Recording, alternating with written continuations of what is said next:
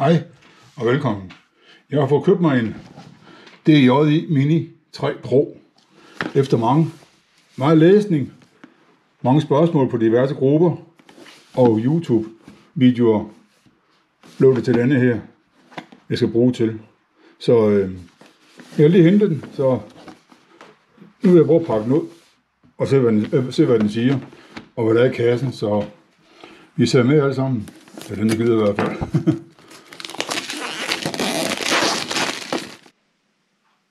Nå, vi prøver igen. Det tør batteri, men vi pakker den ud og åbner og ser, hvad der er herinde i.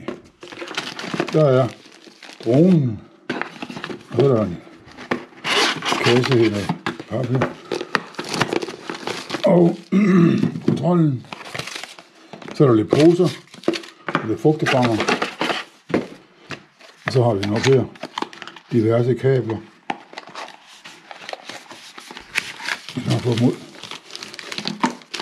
Så er der ekstra sæt vinger, når man rammer et eller andet. Og skruetrækker, en lille skruetrækker, som har skidt vingerne.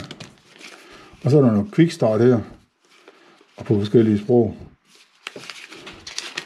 Og en ledning. Det er noget ladeledning. Skal I se den her?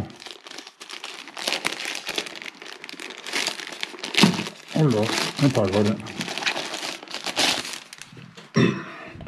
Der har vi den jo. Lille, 249 gram. Det er fandme ikke meget. Der er derude bag i. Så kan vi folde den ud.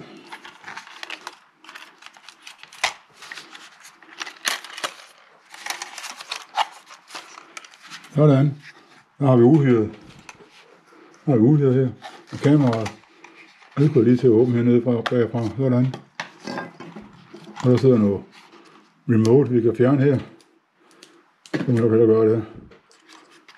Og en lille stabilisering her. Og det er noget. Nu det var noget det her. Og vi har splidt det her ikke på den her. Vi bruger lige kniven her. Sådan. Det var sådan en lille skumpidus til at holde kameraet. Og der sidder beskyttelse på kameraet også. Og landingszone eller sådan noget her. Føler fremad. Hold da. Vi tager noget rundt alt det her. Hvordan det skal være. Der var nemmere med toeren, jeg havde. Der skulle man sådan en lille bælte rundt om og holde det hele. Det er jo ganske at finde på at lave et eller andet, så det holder det hele. Men batteriet har vi her om bag. Og der fanden får man det ud. Og så skal der lader der. Og kort i der. Der købte sådan et fil kort med. 128 GB. Det skulle det høre til, sagde manden. Så det må være rigtigt. Hvordan får man det batteri ud, mand? Hvordan fanden gør man det? Så noget, når det først kommer og pakker noget ud. Det står godt fast. Det stykke papir der. Eller et klisterbånd der.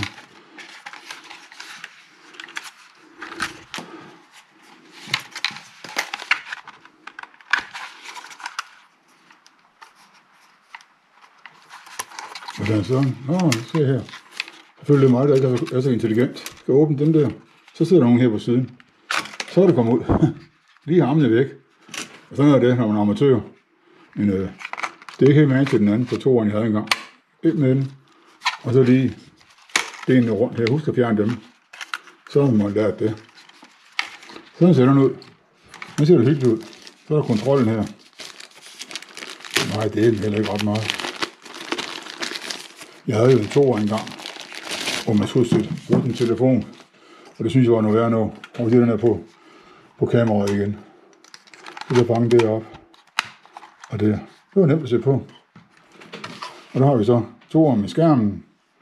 Det kan være den var her, som står her. Og herom har vi så C1 og C2, C1 og C2. Og den her til at skrue på nogle små nogle. Det er jo ikke man til på toeren. Det er jo noget andet noget, det her. Det er nok for, at man skal tjene flere penge, hvis man smider noget væk. De er godt nok små, dem skal jeg passe på, dem her. Det er godt nok også lidt småt. Og så til mine store fingre. Sådan. Så er det bare at prøve, men så er der noget her også. Og styring. Men nu skal vi prøve at lade det hele op. Så er der noget mikrokort og ladning herom. Ladning og host. Hvad så det betyder? Sådan. Og det er også noget ladning. Det er noget ladning også. Og mikrokort i der. Så kan man så sætte sin holder i der, hvis man kan have den rundt om nakken. Kan jeg også sige, jeg troede, jeg kunne bruge en mindre rem, men det kan man ikke. Det kan skrues ind i. Så man skal bare have fat i deres egen rem. Det er smart at lave. Så får det også solgt sådan her. For det må det være rart at have den rundt om. Men her kan man se, der kan man fotografere og videofilm. Og styre kameraer her, går jeg ud fra. Så det ser faktisk rigtig fint ud. Jeg glæder mig til at komme i gang med den. Jeg kan så bruge den til at filme med. Selvfølgelig kan man bruge den til at filme med. Men motorløb, jeg har en YouTube-kanal, der hedder racechannel.dk. Der ligger en masse videoer og billeder inden fra diverse motorløb og biludstillinger. Og jeg tænkte mig, at den skal bruges til nogle motorløb, så man kan prøve at lære at føle bilerne lidt mere og se på det. Og kortet her, et lille kort. Så ellers er der ikke mere at sige til den, vel. Så det må jeg prøve at pakke ud, og så må jeg simpelthen finde ud af det. Så kan det være, at vi vender tilbage, hvis den overlever første flyvning. Så det må vi se på. Ha' det godt derude. Hej.